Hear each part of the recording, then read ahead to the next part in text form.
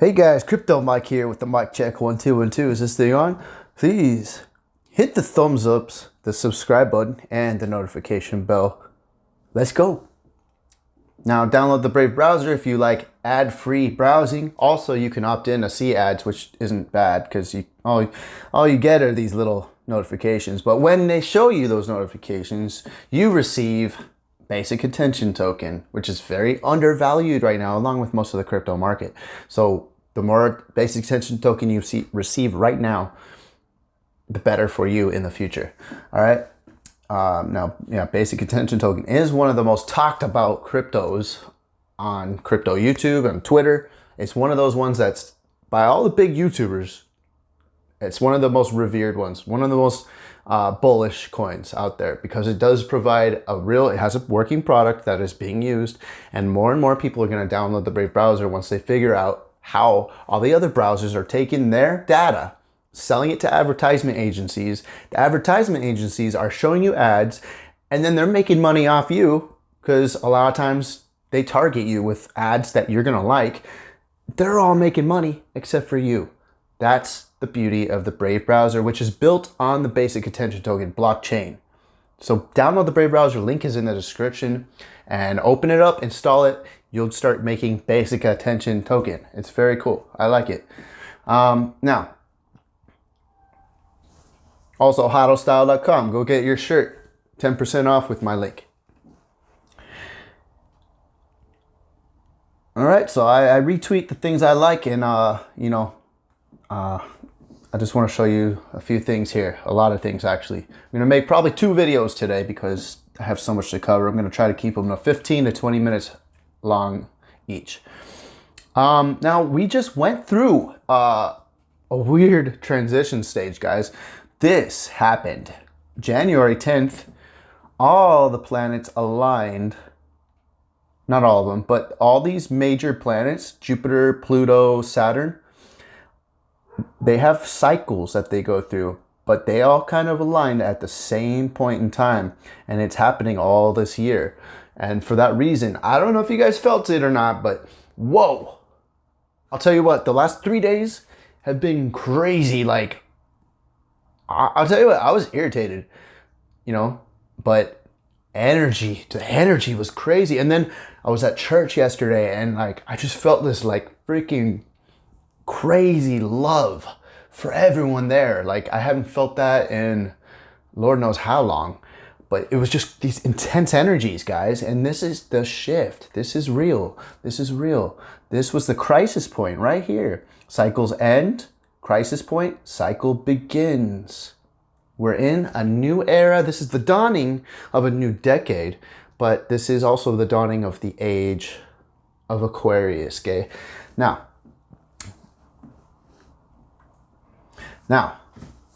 here is something that's probably the biggest piece of news right now that the whole Ripple XRP community is talking about. And this has the potential to be the catalyst for what we've been wanting, our price rise, right? Now, check it out. Christine Lagarde, president of the European Central Bank, she asked policymakers to refrain from publicly discussing the bank's impending strategy review before she formally announces it on January 23rd, which happens to be 1/23. 1, 2, 3. Interesting, right? Now, let's take a look at this article here.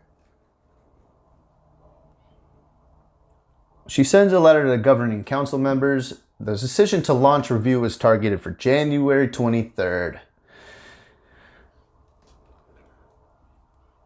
She wrote policymakers asking them to refrain from publicly discussing the institution's impending strategy review and its parameters before she formally announces it. So we're waiting for that big formal announcement. What happens? What's going to happen with this new strategy that they're going to pull through it? And we know she's been talking to Brad Garlinghouse a lot, right? We know this is a big part of it. The IMF, the ECB, all right? And that just happens to be right before Brexit too. Lagarde made the request in letter to government start their 2-day meeting early to give them time to consider all the issues. asking not to be named because the letter is confidential. They didn't say whatever it was. Okay. The message probably reflects the president's desire to prevent the debate over the strategy review, the first since 2003, from spiraling out of control. Okay.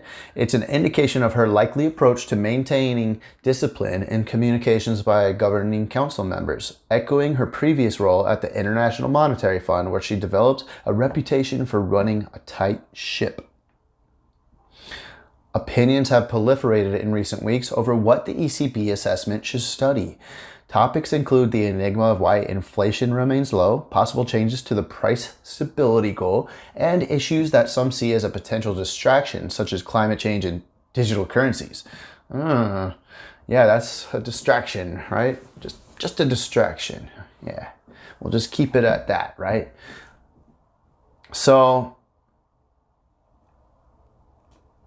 this has a potential to be something big. Now, I don't want to get everyone's hopes up though, but it does seem like they will be discussing cryptocurrencies because it's being discussed more and more and more. And we'll see what happens, guys. Okay.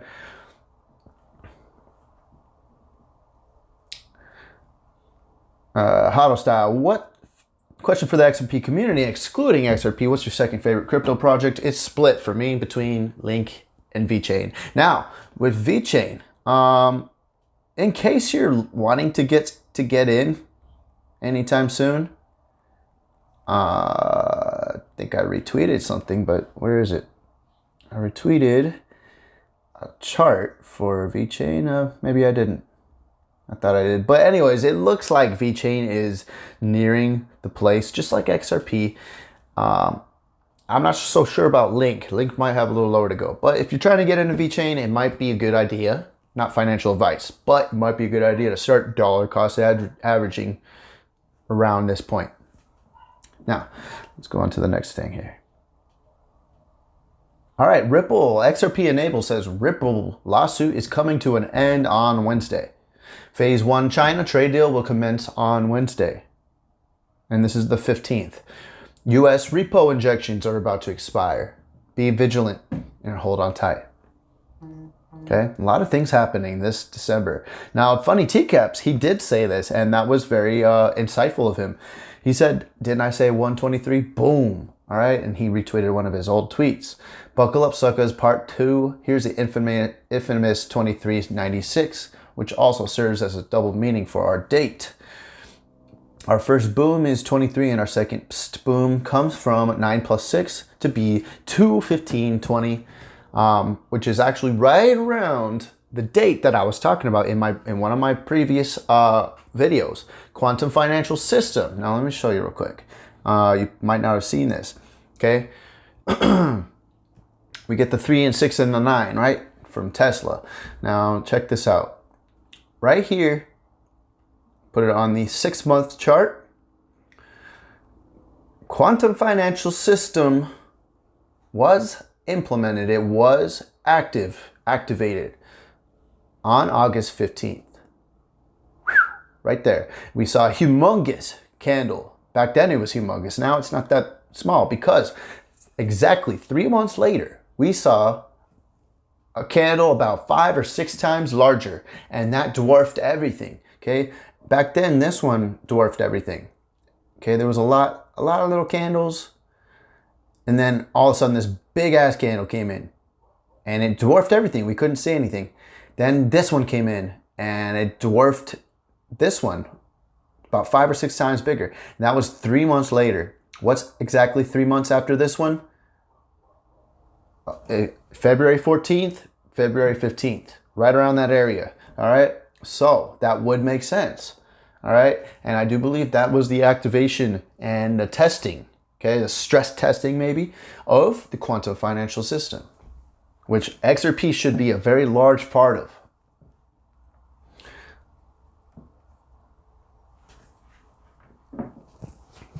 So, that could actually have something to do with this. Right here, the 1, the 2, and the 3. And then he highlights the 14th. Why is there a heart there? I don't know. But obviously, he's most likely talking about February, right? So that could be it, you know? Could be it.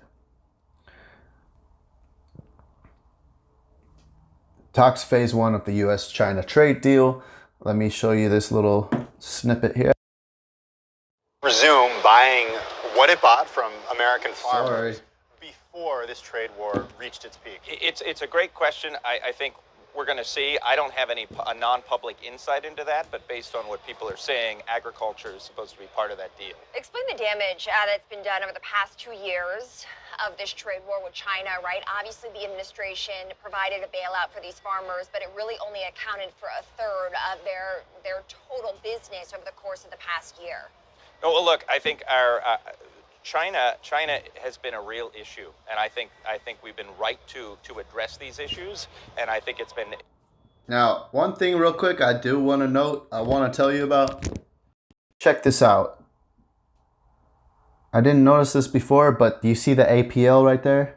Who knows? I see Apollo all over the place, but I say I own a little bit of Apollo, APL.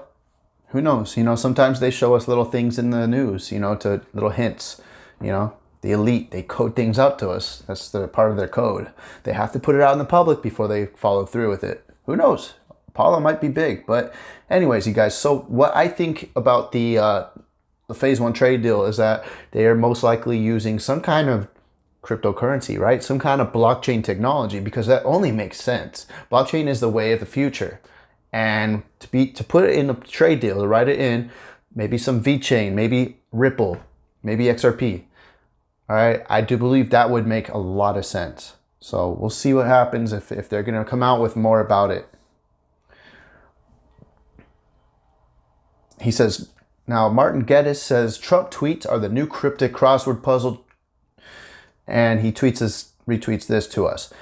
4 tweets in a row with spelling errors. And I'm telling you, I've been telling you guys for a long time, he does code to us. And he very rarely makes spelling errors. So we know he's a good speller. We know he's a smart guy. You might not like how he acts, but he is a smart guy. Okay, you don't get to be president without being somewhat of a smart person, okay? Now, AU's gold, right?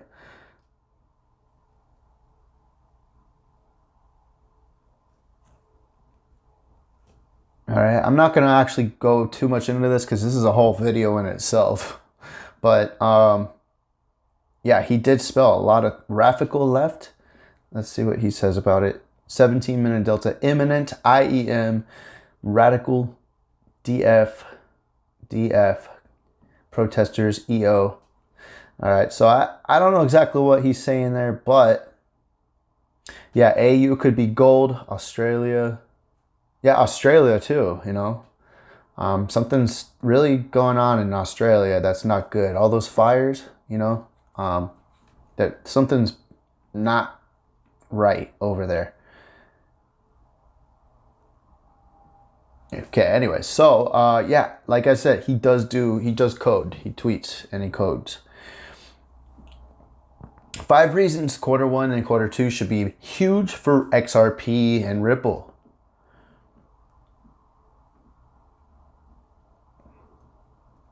Fed, QE, and financial crisis, that's a given. I mean, you know, that's a no-brainer. You know, we've been following this a lot. You know, we've been following it heavily. All right, since September 2019, the U.S. Federal Reserve has printed tens of billions of dollars, trying to steer major global markets away from the looming catastrophic crash. Many of the world's most trusted financial analysts agree another financial crash is on the horizon. It could be another few years, it could be tomorrow. Some influential financial leaders like Christine Lagarde have expressed how damaging Brexit will be to the German and UK markets when Brexit fully initiated. It's all part of the skit, in my opinion. It's all part of the transcript. It's all part of the skit. You know, it's all written in, I believe. You know, all the things they have to say, there's so many things going on in the background. They're completely just, you know, putting on a facade, you know. It really is. It's a play. That's a play. But this is a quote from Gin Records, former presidential advisor. Current global debt levels are simply not sustainable. Debt actually is sustainable if the debt is used for projects with positive returns, and if the economy supporting the debt is growing faster than the debt itself. But neither of those conditions applies today. Low interest rates facilitate unsustainable debt levels, at least in the short run. But with so much debt on the books, even modest rate increases will cause debt levels and deficits to explode as new borrowing is sought just to cover interest payments. The increase in debt globally has already been larger, faster, and more broad-based since the Great Financial Crisis than in the previous 3 waves. This should be seen as a leading indicator for the possibility of financial crises ahead and shake up the complacency that is evident in the macroeconomic policy making today with regard to increasing levels of both public and private debt. Bitcoin was born after the last financial crash, which devastated millions of lives over the whole globe, and XRP was developed as its faster and more scalable successor, XRP. The general consensus says the next financial catastrophe will see money flood into gold as it always has, but it will also flood into digital assets with real utility. And I share that sentiment with the writer, and I tell you guys that all the time. Gold is generally, it's always been seen as a safe haven asset to hedge, a store of value. Bitcoin is now widely accepted as a safe store of value, or gold 2.0. XRP has focused its job of replacing the dated $5 trillion daily in the SWIFT system. Now, the Bitcoin reward halving should be some kind of catalyst as well. So I believe after the halving, even possibly a little before it, but I'm not sure, we could see a rise in Bitcoin, and that could, consequently give us a big rise in XRP, since XRP has been so coiled up. Regulation. Okay, Brad Garlinghouse talks about regulation all the time. He says, people ask him, what's up with the price? Well, he says simply, people are just waiting for regulations. We don't know what's going to happen, but investors are relating, and banks too, they're waiting for regulations. Now, I'm willing to bet regulations are already written. Okay, banks already know. Okay, they're buying over the counter, banks are dollar cost averaging the whole way down. They know what's coming, right? These big banks, there is a little gray area. Yeah, I'm sure when Trump was elected, that threw wrenches into the whole thing. But remember, he was elected in 2016. They've had a lot of time since then to work on things, okay? To do whatever they need to do. Everything still seems to be moving according to plan, okay? And the security thing, it's just another way to stall, right? To stall. Now, investors are waiting to see if it's a security or not before investing, right? If they can push it back, Ripple could have nipped it in the bud a long time ago. And they could have proven that it's not a security, but they didn't. They pushed it back. They pushed the court date back, okay? And I'll bet you anything it has to do with the price. So they could keep it low so banks could accumulate more and more, because the banks know what's coming, okay? New corridors. In 2019, we heard Ripple partners MoneyGram and SBI's eagerness to open up payment corridors all over the globe, focusing on the Indian and Asian financial markets.